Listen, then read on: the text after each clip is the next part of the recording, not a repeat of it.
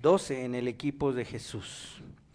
Pregunta, ¿cuántos hermanos entre ellos había hermanos en el equipo de Jesús? ¿Cuántos? Primero Juan y Jacobo, luego Andrés y Simón Pedro, ¿sí? Eran hermanos Pedro y Andrés o Simón. Y luego también Jacobo el menor, junto con, también está el, vamos a ver, ayúdenme en Lucas 16, Lucas capítulo 6, versículo 14 al 16, vamos a ver a otros dos hermanos que también acompañaban. Lucas 6, 14 al 16, dice el nombre de ellos y habla acerca de los hermanos. Lucas 16, versículo 14, dice, a Simón, a quien también llamó Pedro, a Andrés su hermano, Jacobo, Juan, Felipe y Bartolomé, Mateo, Tomás, Jacobo, hijo de Alfeo. Fíjense, este Jacobo, hijo de Alfeo, tenía un hermano. Dice, Simón el celote, Judas, hermano de Jacobo. Judas, hermano de Jacobo, ya apareció el otro. ¿Perdón?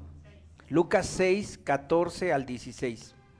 Y Judas, hermano de Jacob, y Judas Iscariote, que llegó a ser el traidor. Entonces, hermanos, entre ellos Andrés y Pedro, Juan y Jacob, Judas, no el Iscariote, y Jacobo, el otro Jacobo que se llamó, que se llegó a decir de él como el menor. Estos 12, ¿cuáles conocías tú? ¿Cuáles se te hacen los más sonados de los discípulos? Lo conoces por los patronos, ¿no? Los patrones de los pueblos. El Santiago, ¿quién es el Santiago de aquí? Jacobo. Jacobo es Santiago, porque así se pasó al lado latín. Jacobo son los Santiagos. Y aquí, ¿a quién tenemos de discípulo? Bartolomé, que es Natanael. Entonces, pues es famoso aquí, ¿no? ¿Quién más conoces que sea famoso?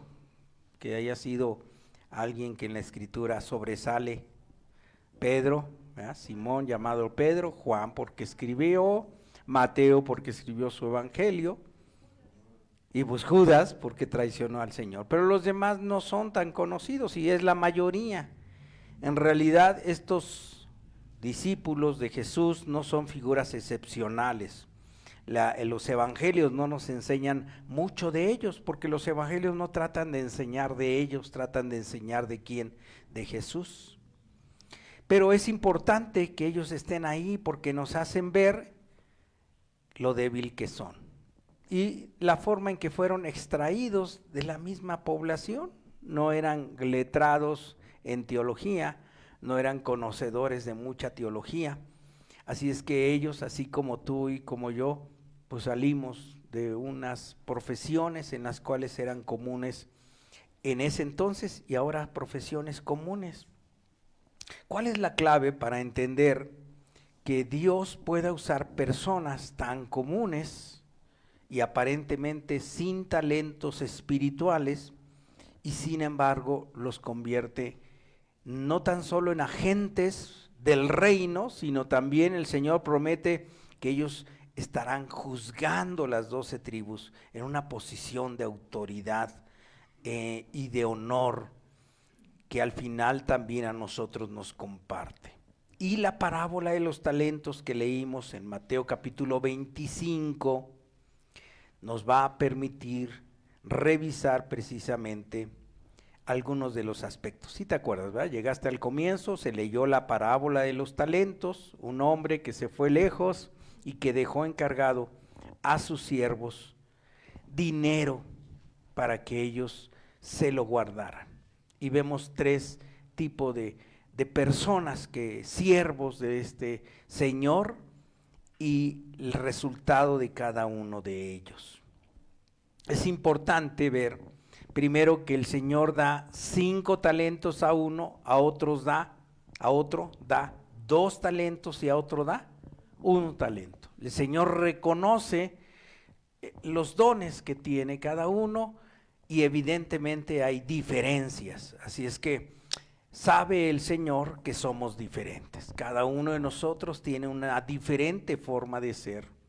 En el reino de Dios no hay igualdades, todos somos diferentes.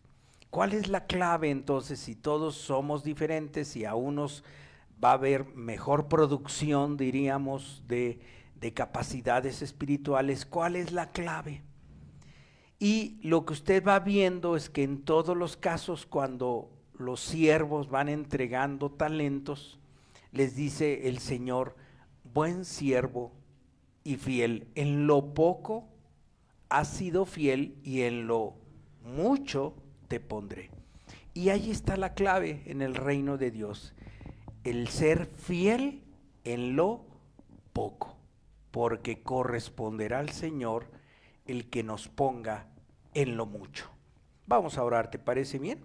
Padre, Señor, te suplicamos que tú nos des la oportunidad de tener una palabra viva. La necesitamos. Queremos, Señor, que tu Espíritu Santo obre en este tiempo. Tú sabes de qué forma está nuestro corazón. Conoces las necesidades profundas que tenemos por un agua viva. Tú prometiste, Señor Jesucristo, una fuente que brota para vida eterna, y nosotros queremos tener de esa palabra viva en ti. Queremos conocerte más y queremos conocer el propósito por el cual nos has llamado. Te pido, Señor, que abras nuestro entendimiento y en mi caso mi boca sea usada para tus propósitos. Humildemente te lo pedimos en Cristo Jesús. Amén. El que es fiel en lo poco, sobre mucho lo pondré. El que ha sido fiel. La fidelidad. La fidelidad es una marca del cristiano, del que sigue a Jesús, del que acepta la necesidad de un cambio y que al final va a obtener el beneficio que está solicitando, el cambio en su vida. ¿Qué es la fidelidad? Es fe en acción.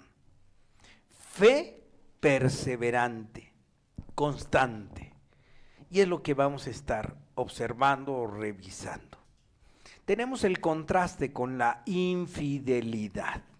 La infidelidad en lo poco. El contraste se ve inmediatamente que empiezas a leer la Biblia en Génesis, al inicio, Adán y Eva, capítulo 2, versículos 16 y 17, cuando manda Dios al hombre diciendo: de todo árbol del huerto podrás comer, mas del árbol de la ciencia del bien y el mal no comerás, porque el día que de él comieres, ciertamente morirás. Así es que dentro de las grandes opciones, mucho que hacer, mucho que sí podía hacer, lo poco fue infiel. Lo que no debía de hacer, en eso falló el ser humano, en lo poco. En lo poco fue infiel. Perdieron por eso poco, mucho. ¿Qué tanto se perdió por parte de la humanidad cuando Adán y Eva quiso conocer lo que sería bueno, lo que sería malo y las perspectivas buenas y malas en mi vida y estar preocupando anticipadamente por lo bien y lo mal que me va a ir? ¿Qué fue al final de cuentas lo que perdió? ¿Qué pierdes tú cuando te quedas sin dormir pensando en esos problemas que tienes y nada más piensas: es que si hago esto va a salir bien, si hago esto otro va a salir mal, bien, mal, bien, mal? Ya terminaste de pensar y en menos de un minuto otra vez vuelves a pensar. ¿No te ha pasado? Que te quedas despierto nada más pensando en lo bueno y en lo malo que puede venir. ¿Qué se pierde? La paz, la oportunidad de estar en la paz, la oportunidad de estar en la paciencia del Señor. Perdieron además, sobre todo, el contacto, la comunión con Dios. Desconfiaron de Dios y a partir de entonces entró el pecado porque eso es el pecado, desconfianza de Dios, y de ahí viene un caminar de muerte.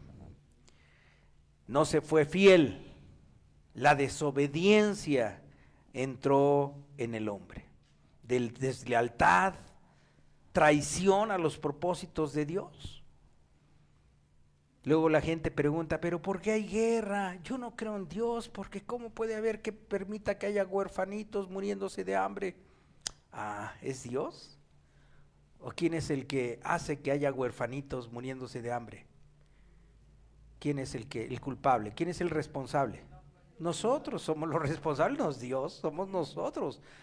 Y cuando vemos en Génesis que Dios hizo al hombre, hizo todo muy bueno para que señorease. ¿A quién le encargó el señorío Dios? Al ser humano. Al ser humano le dio el señorío y se lo sigue dando. Dios es fiel a su palabra, señorearás.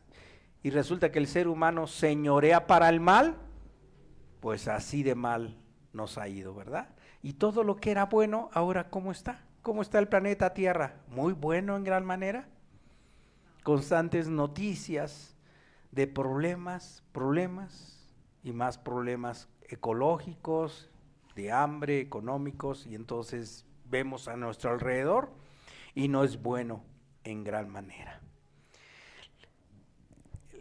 Déjeme citar a un teólogo, C.S. Sproul, que dice: esto que cometió el ser humano, que cometimos como humanidad, se le puede denominar traición cósmica.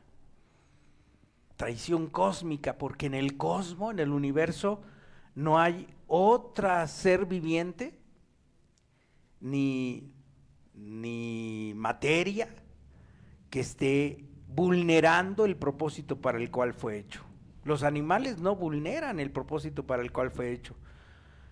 Los mares, el sol, los astros, el universo no vulnera el propósito para el cual fueron hechos. El único que vulnera su propósito es el ser humano, vulnerando el propósito. Y le llama traición cósmica. Todo pecado, no importa cuán aparente e insignificante, es un acto de rebelión contra Dios, contra el Dios soberano, que reina y gobierna, y dejando como señor de este planeta a un ser humano, se va en contra del soberano y decide hacer su propia voluntad. De eso trata la Biblia, ¿verdad? Vemos a partir de Génesis capítulo 3, toda la historia de la humanidad. Y pues lamentablemente es una historia muy, muy dolorosa, la historia del pecado. La historia de la humanidad es una historia dolorosa. ¿Y tu historia? ¿Hay dolor en tu historia? ¿Por qué viene dolor en tu historia? Por causa del pecado. El pecado que recibiste, que heredaste, y el pecado que tú, conforme vas avanzando en edad, vas produciendo también a los demás. Y dices, de chico dices, no, yo no voy a ser como papá y como mamá nunca en la vida. No, yo cuando crezca sí voy a proteger a mamá, y mi esposa va a ser la más querida, o mi esposo va a ser el más querido. Y creces, ¿y qué va pasando? ¿Qué va pasando? ¿Qué va pasando? Vas reproduciendo el pecado, paso a pasito. Vas viendo que tú no solo eres sujeto del dolor, sino también eres proveedor del dolor y del pecado. Pero para eso vino Jesús, por eso vino Jesús. De tal manera amó Dios al mundo que regaló a su Hijo único, para que todo aquel que cree en Él no se pierda, mas tenga vida eterna. Y este Hijo único, aquí en los evangelios estamos viendo que les está enseñando a sus discípulos acerca del reino de Dios y del propósito por el cual vino Él. Entonces dice Mateo 25:14, porque el reino de los cielos es como un hombre que se fue lejos, llamó a sus siervos y les entregó sus bienes. Sus bienes. El Señor se fue lejos y le entregó sus bienes. El Señor Jesucristo no está en medio de nosotros. ¿Y a quién le entregó el mayor bien que tenía depositado en su interior el Señor Jesucristo, que es el Espíritu Santo, ¿a quién se lo entregó? A sus discípulos. En Hechos, a partir del libro de los Hechos, ya vemos esa acción del Espíritu Santo moviéndose con sus discípulos. Y ahora vemos el Espíritu Santo moviéndose entre ustedes. ¿Por qué estás aquí? ¿Por qué llegaste aquí?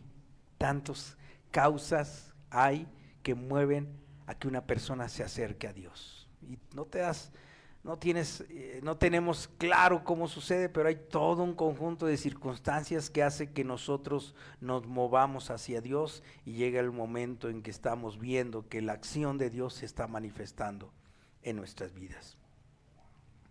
¿Y cuál es el bien entonces? Ser como Jesús, porque eran sus bienes. Él aporta su Espíritu Santo y como eran discípulos, ¿qué es lo que quiere hacer un discípulo?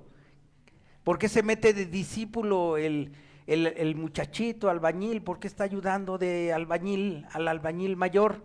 ¿Qué va a hacer al final? Albañil. Y un herrero que tiene al chamaquito que vete por los clavos y haz esto, y ahí los tiene años y años, ¿y qué termina haciendo? Pues herrero. Y así el Señor estaba reclutando discípulos que iban a ser como Jesús, como Jesús. ¿Por qué estamos aquí? ¿Por qué vienes a la iglesia? ¿Por qué sigues asistiendo? Yo espero que sí digas, bueno, porque soy salvo, bueno, porque quiero glorificar a Dios, qué bueno, sí, pero en concreto, ¿por qué vienes a la iglesia? ¿Por qué estás cerca de la palabra de Dios? Porque Jesucristo tiene el propósito de hacerte como Él. Ese es el propósito. Por eso vienes a la iglesia, porque eres discípulo de Jesucristo. Jesucristo es el modelo de fidelidad, el que es fiel en lo poco. ¿Cómo podemos ser fieles en lo poco? Como Jesús.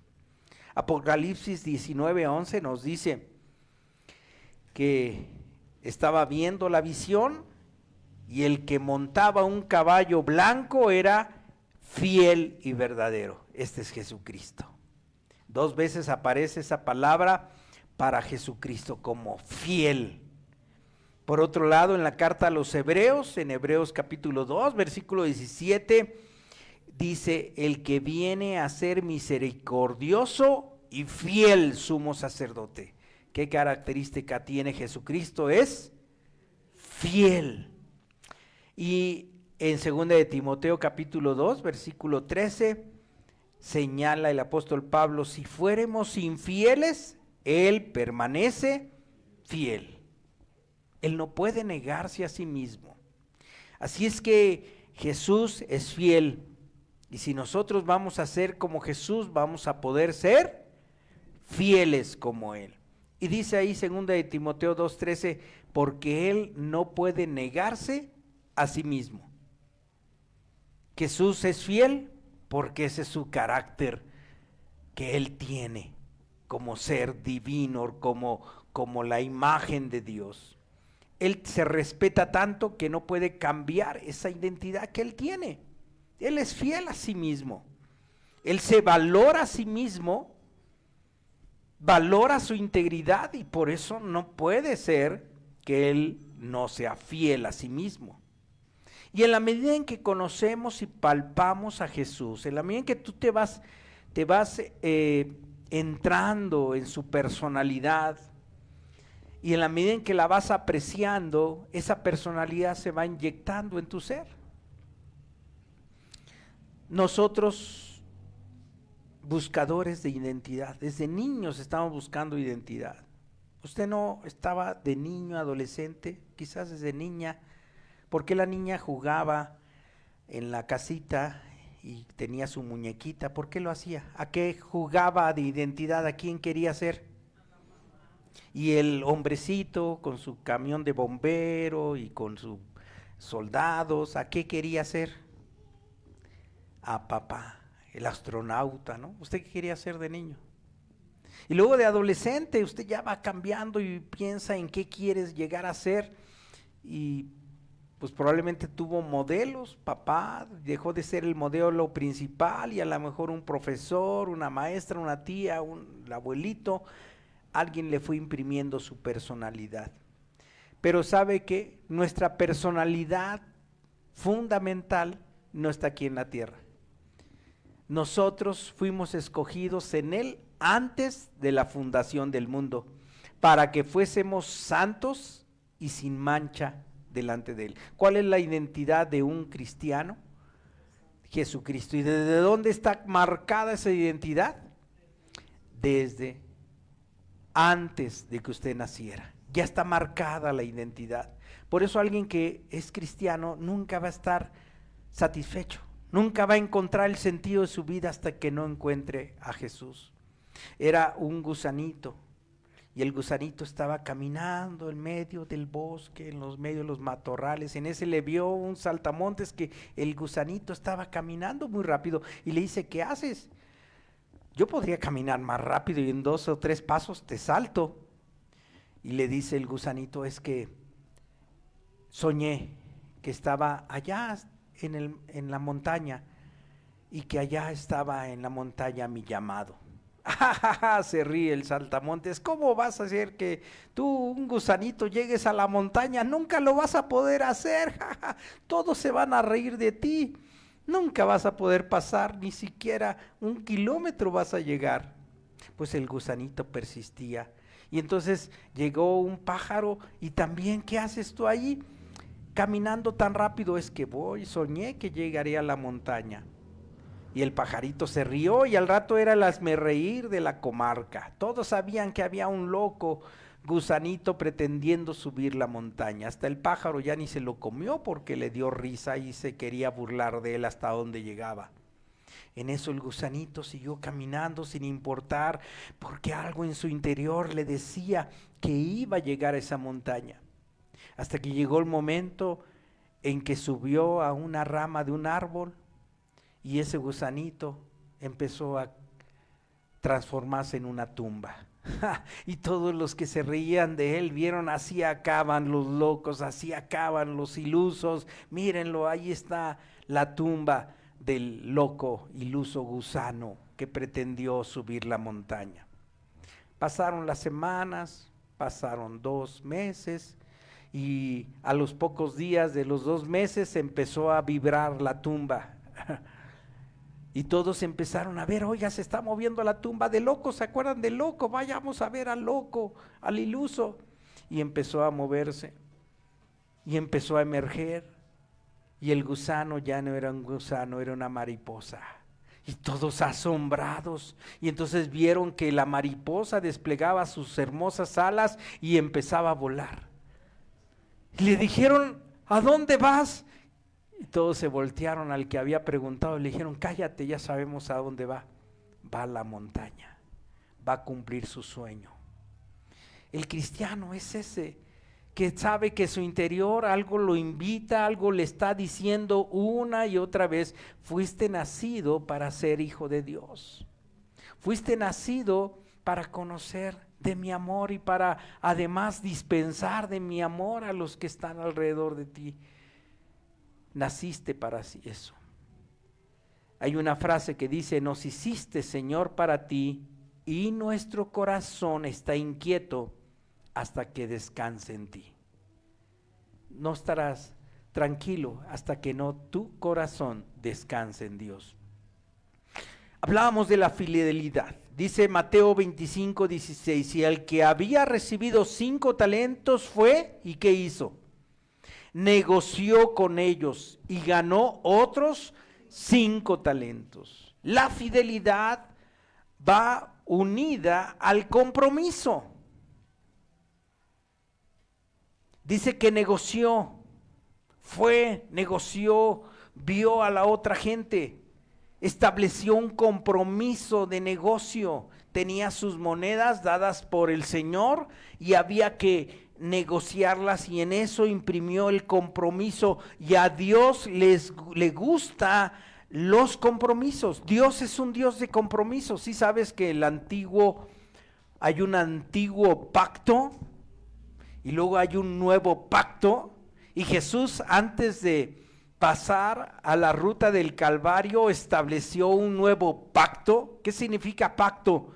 Me comprometo. Dios se compromete. En ese nuevo pacto está el compromiso de amar a Dios a aquellos que le escuchan, aquellos que le creen, aquellos que son tocados para ser llamados hijos de Dios. Dios se compromete, Dios es un Dios de compromisos. ¿Desde hace cuánto? Un creador como Dios, al ver cómo la criatura se convierte en soberana y destruye, destroza lo que es su creación, desde hace cuánto hubiera terminado con la humanidad, pero Dios está comprometido con el ser humano, porque lo hizo a imagen y semejanza de él, y va a terminar de hacer la obra que inició a través de todo su plan maestro, en el cual estás tú inscrito. Pero la clave es comprometerse. Un discípulo se compromete, acepta su deber hacia Dios, hacia los demás y hacia sí mismo. Es clave, si estoy de acuerdo en ser como Jesús, es clave comprometerme. Lamentablemente ahora el compromiso está cada vez más menospreciado. Las empresas ya no se comprometen con sus empleados. En cuanto hay una restricción de mercado, salen volando los empleados. Lamentablemente los empleados también ya no se comprometen con las empresas, porque saben que ya no hay más que el dinero lo que está funcionando. Y eso se transmite a las familias. Los esposos ya no se quieren comprometer con las esposas y las esposas con los esposos. Cada vez más y más hay parejas que ya no se casan. Porque ¿qué significa el casorio? Compromiso. Y le tienen miedo al compromiso. A ver si sale, dicen. Es decir, no me comprometo hasta que te quiera. Ya cuando te deje de querer, ya no.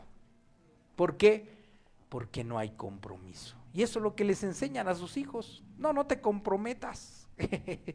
Eso es lo que les estás enseñando cuando sigues esa ruta.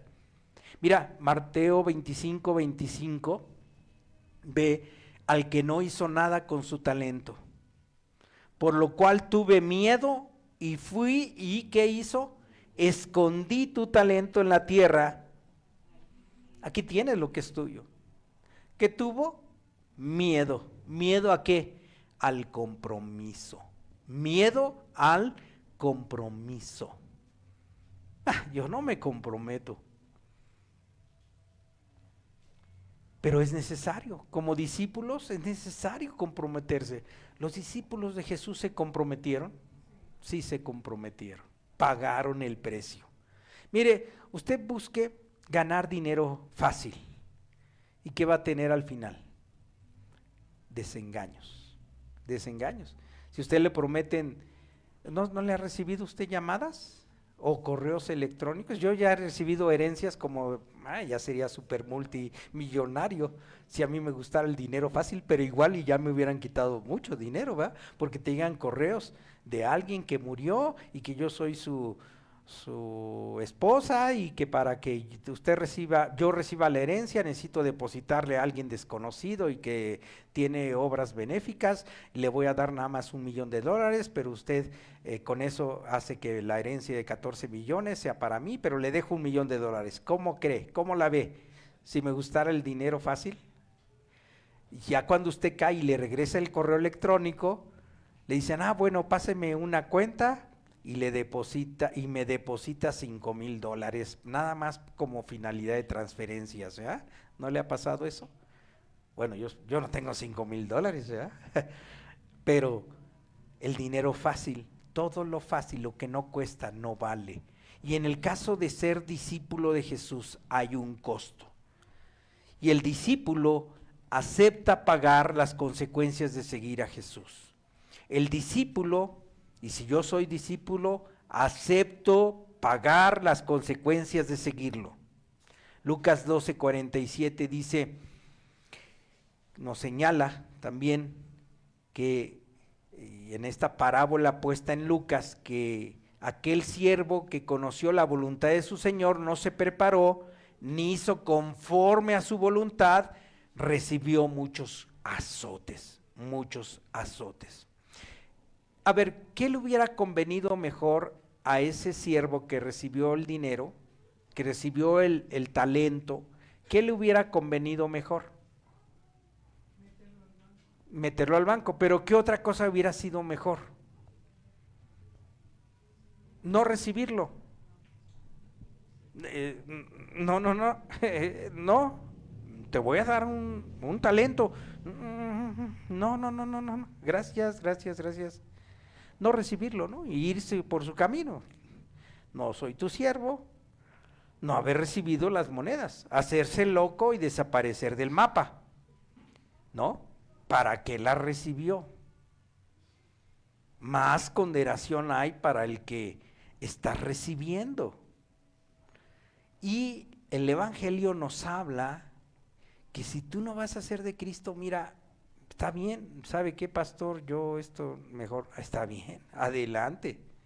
Va a ser diferente el juicio de aquel que viene, que escucha, y que escucha, y que escucha, y que no se compromete. Va a ser peor el castigo. Eso lo dice la Escritura. Hay un problema, si estamos recibiendo, más el Señor nos demandará. Esto es claro, y todos los que entramos en este camino lo entendemos. Hay un costo de ser discípulos. Hay un costo.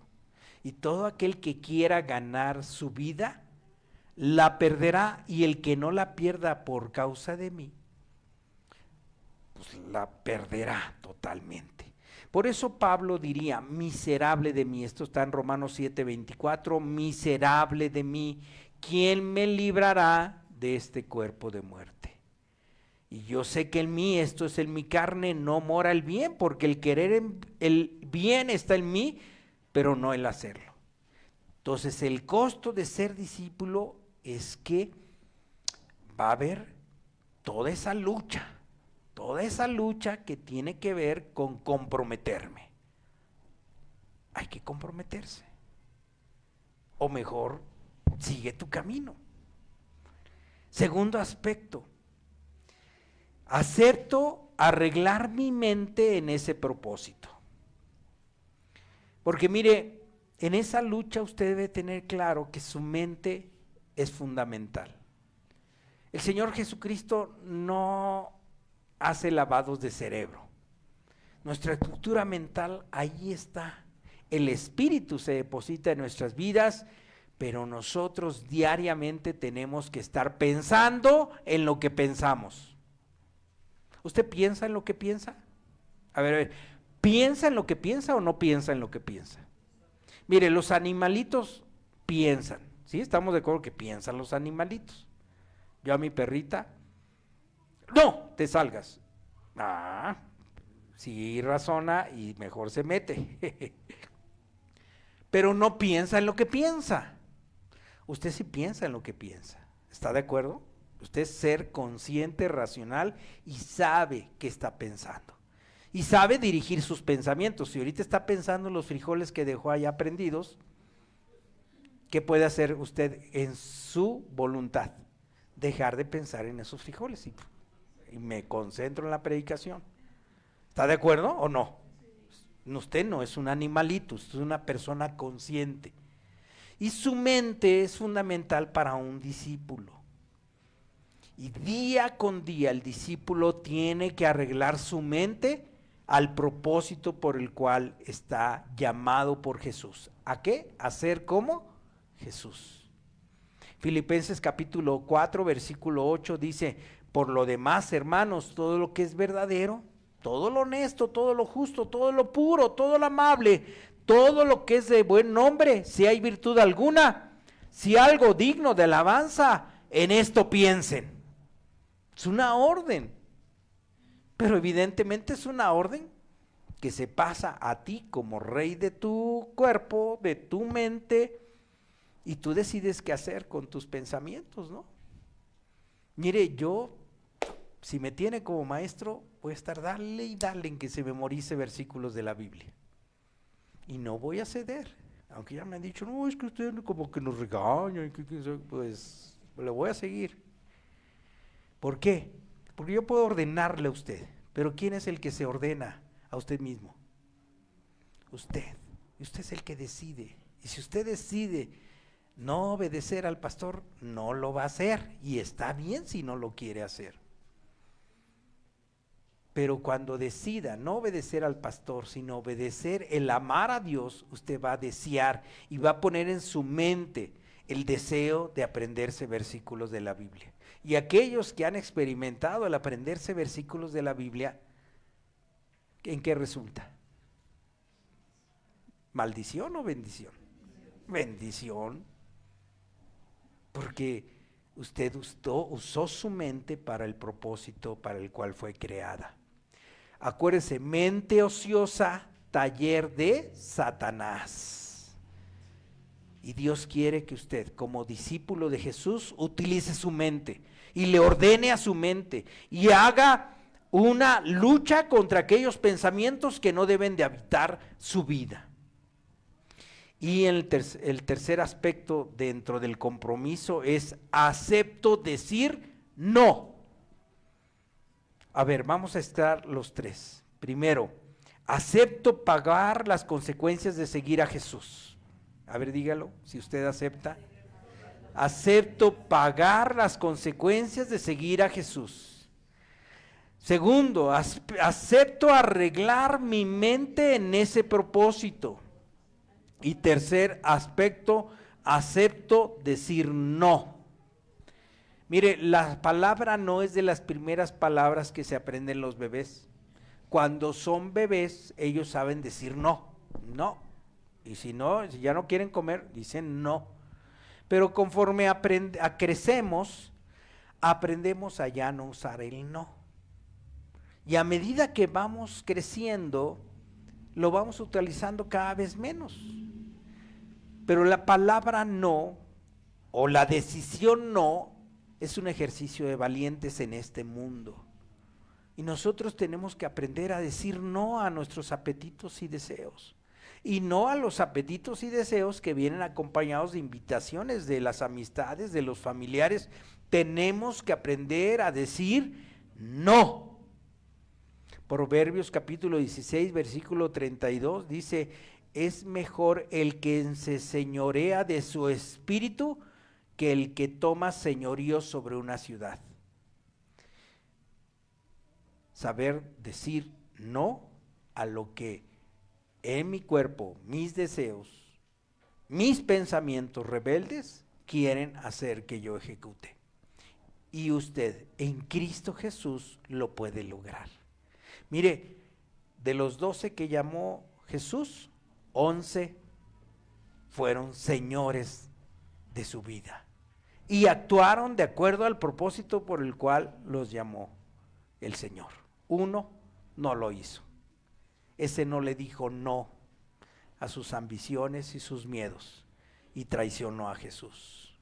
Pero los 11 permanecieron con el Señor y fueron dignos de ser llamados hijos de Dios.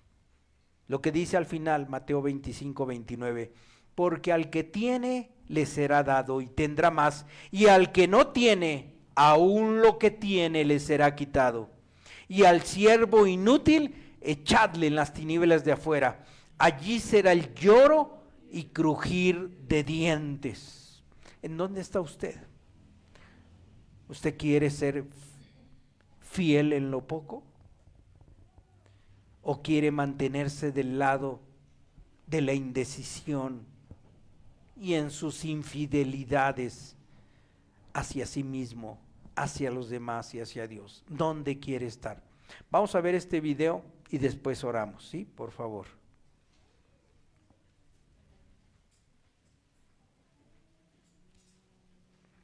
Ahí está, dale clic. Soy discípulo de Jesús. La decisión está tomada. He decidido ser parte de la comunidad de los que no se avergüenzan. Tengo el poder del Espíritu Santo. Mi suerte ha sido echada. Ya he cruzado la línea. No voy a mirar atrás, detenerme, devolverme o quedarme quieto. Mi pasado ha sido perdonado. Mi presente tiene sentido y mi futuro está seguro. Ya estoy crucificado con Él y no quiero saber nada de vivir a medias. Sueños pequeños, rodillas suaves, visiones tímidas, de hablar mundano, de dar poco y de metas pequeñas. Ya no necesito prominencia, prosperidad, posición, promoción, aprobación o popularidad. No necesito tener la razón en todo, ser el primero, ser reconocido o ser honrado, ser estimado o recompensado. Ahora vivo escondido en Él, alimento mi fe con su palabra, amo con paciencia, soy levantado por la oración y vivo con poder. Mi rostro ha sido fijado en la sola dirección de Él. Mi caminar es rápido, mi meta es el cielo, mi camino es estrecho, mis compañeros son pocos. Pero mi guía es confiable y mi misión es clara. No puedo ser comprado, desacreditado, desviado, seducido o retrasado. Y si me caigo, me levanto. No pestañearé frente al sacrificio. No dudaré en la presencia de la adversidad. No negociaré en la mesa de mis enemigos. Ni consideraré la popularidad, ni me satisfaceré en la mediocridad. No me rendiré, ni me cansaré hasta que haya predicado, orado, actuado por la causa de Cristo. Soy un discípulo de Jesús.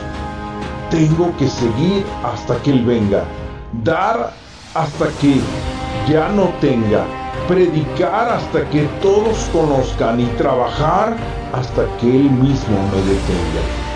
Y cuando Él venga a recoger a los suyos, Él no tendrá problemas en reconocerme. Mis colores serán claramente visibles. Soy un verdadero discípulo.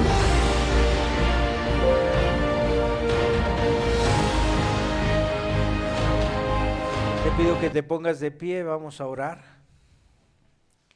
Amado Padre Celestial, Creador del cielo y la tierra, que eres amoroso y paciente para con nosotros, que nos creaste de la materia, pero también pusiste en nosotros el soplo de tu aliento de vida, y que nos llamaste desde antes de la fundación del mundo y que nuestras almas no descansan hasta encontrarte a ti. Nos has llamado acerca de ser fieles en lo poco, porque en lo mucho nos pondrás.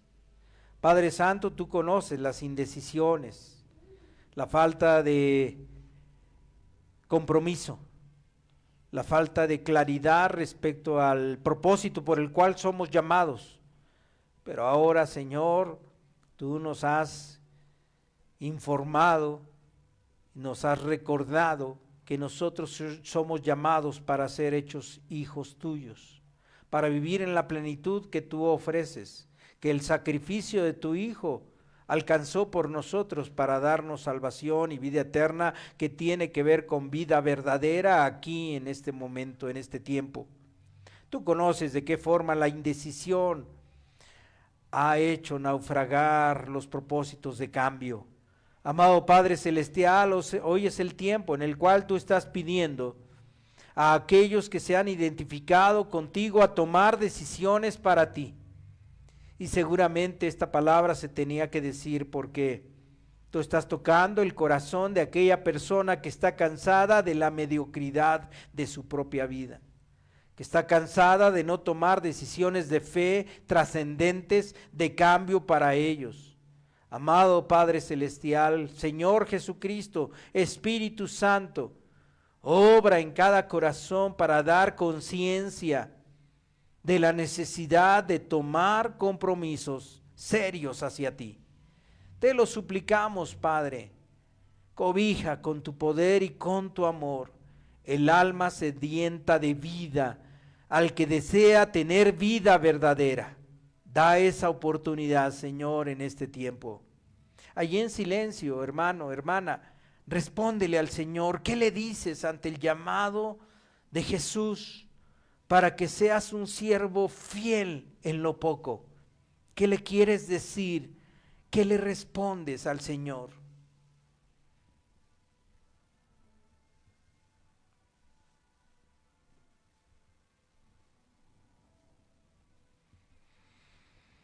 Gracias, Señor, porque sabemos que en ti podemos ser más que vencedores y lo queremos hacer. En el bendito nombre de Cristo Jesús. Amén.